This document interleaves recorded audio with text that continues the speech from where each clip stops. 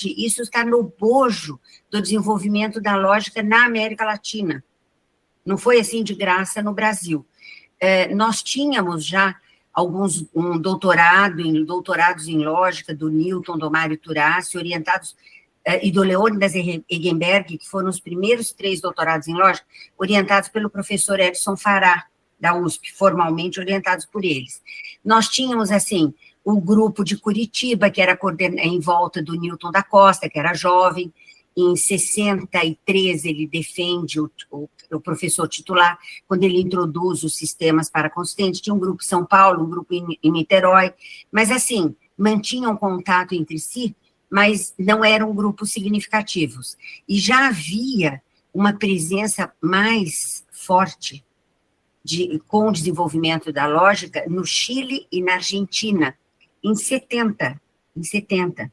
Association for Symbolic Logic, sob o Abraham Robinson, cria o Committee on Logic in Latin America, o Comitê de Lógica para a América Latina, da Association for Symbolic Logic, e indica esse comitê constituído por Newton da Costa, Dana Scott, Rolando Schwack e Antônio Monteiro. E o Robinson indica o Newton da Costa como presidente do primeiro comitê latino-americano.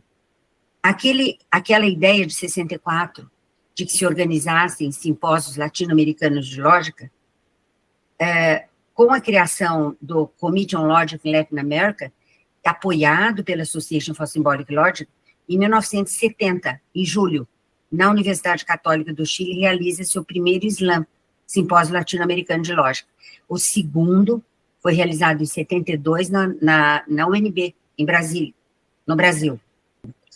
O Porchat volta depois de um pós-doc de 69, 70, e ele fica muito entusiasmado lá ele é filósofo, na verdade, de filosofia clássica. O Porchat era um filósofo clássico, né? Aristotélico, na verdade, epicurista, céptico.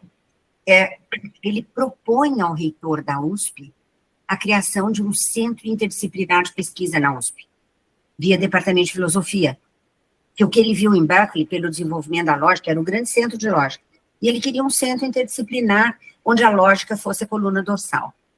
Hoje eu sei, porque eu nunca conversei muito com ele sobre isso, mas eu conversei com o Luiz Henrique Lopes dos Santos, que foi coordenador de área, muitos anos na FAPESP, professor da filosofia. Por que aquilo não aconteceu na USP? O departamento de filosofia teve uma briga política, disse que era política mesmo, interna, e não aceitaram. O Porchat era muito amigo do Rogério Cerqueira Leite, aquele físico, que era diretor do Instituto de Física da Unicamp. O Porchat fala para o Rogério Cerqueira Leite a ideia dele de criação de um centro interdisciplinar. O Rogério cacifa a ideia, fica muito entusiasmado, fala com o Zeferino Vaz, que era o reitor da Unicamp, e o Zeferino fica empolgadíssimo e fala, está criado o centro. Isso foi em 1976, ano em que ocorria o terceiro SLAM, no IMEC. Então, teve o primeiro IBL em 77, no IMEC. Segundo IBL, 1978, na Unicamp, de novo. Participaram 53 professores e 111 estudantes do Brasil, no segundo IBL. E já no segundo IBL, em 78, ele já teve um formato especial. Ele teve tutorials, ele teve cursos que seriam o que nós chamamos hoje a Logic School, e as conferências dos convidados. Em fevereiro de 79, exatamente no dia 14 de fevereiro, numa reunião no IMEC, da Unicamp, Instituto de Matemática, Estatística e Ciência da Computação, coordenada uma reunião organizada chamada pelo Porchat, é criada a Sociedade Brasileira de Lógica. Membros fundadores, vários que faleceram, membros fundadores vivos, o Miralles, o Harvey Brown, que era professor aqui, que é professor em Oxford, aposentado, a Iole Duque da USP, Ítala, o Jacó Zimbardi, Zé Eduardo, do Rio Grande do Norte, Luiz Henrique Lopes dos Santos, Walter Carnielli, etc. Nós éramos ainda estudantes e participamos da fundação. Ou seja, quando foi fundada a Sociedade Brasileira de Lógica, nós já tínhamos tido 2 EBLs na Unicamp. Os EBLs nasceram, é interessante falar isso, né? Os EBLs nasceram antes da SBL. E os EBLs, eles sempre foram um ponto de encontro muito interessante, um momento, assim, de cordialidade, de reunião, de alegria, os EBL, com os estudantes, com os professores, e uma coisa que eu coordenei vários deles, participei de comitê também, organizador, e uma coisa que a gente sempre teve cuidado, uma seleção, assim, rigorosa, mas nós queríamos que o EBL fosse um ponto dos estudantes também, pela primeira vez, poderem ter contato com a comunidade, com os professores, com professores mais velhos, com professores estrangeiros, como ele foi feito em algumas universidades distintas, poderem conviver um pouco no ambiente das universidades. Então, algo que tem acontecido nos EBLs desde aqueles primeiros. A escola de lógica antecedendo o EBL, que também já é um momento de encontro dos alunos com professores, e mais do que isso, nós temos sempre a comunidade lógica, os professores mais velhos, feito o possível para estudantes mais jovens apresentarem comunicações.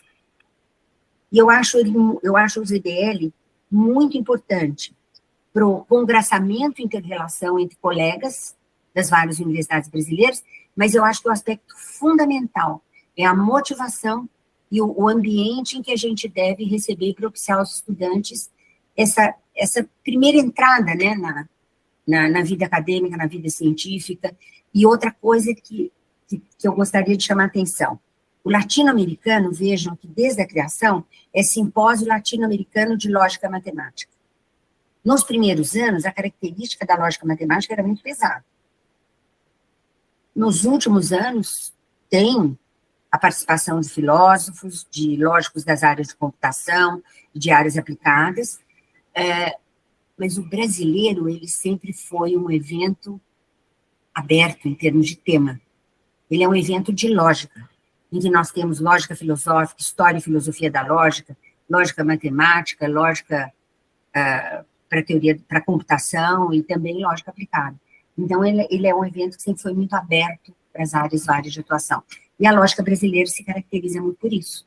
Nós temos produção muito importante em lógica filosófica, em filosofia da lógica, em história da lógica, né, epistemologia também da lógica, e nós temos lógica matemática pesada e temos vários colegas que trabalham da área de computação, que participam ativamente da Sociedade Brasileira de Lógica. É isso que eu guardei para falar para vocês.